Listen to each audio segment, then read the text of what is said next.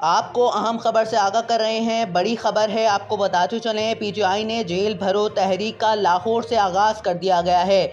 आपको बता रहे हैं, पीटीआई ने जेल भरो तहरीक का लाहौर से आगाज़ कर दिया है। आपको अहम खबर से आगाह कर रहे हैं। पीटीआई ने जेल भरो तहरीक का लाहौर से आगाज़ कर दिया है।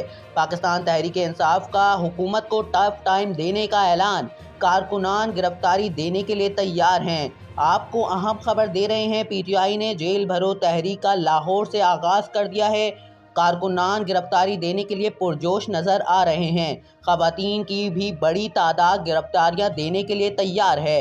आपको खबर दे रहे हैं। आपको बताते चलें, पुलिस की तरफ से कारकुनान की गिरफ्तारी से इनकार की वजह से कारकुनान ने एहतजाज का ऐलान कर दिया है।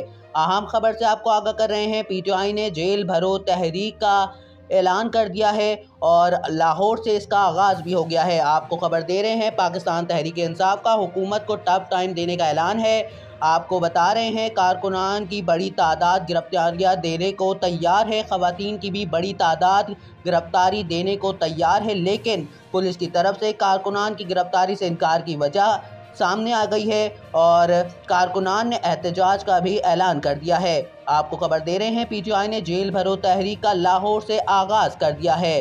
बड़ी खबर है, आपको बता रहे हैं।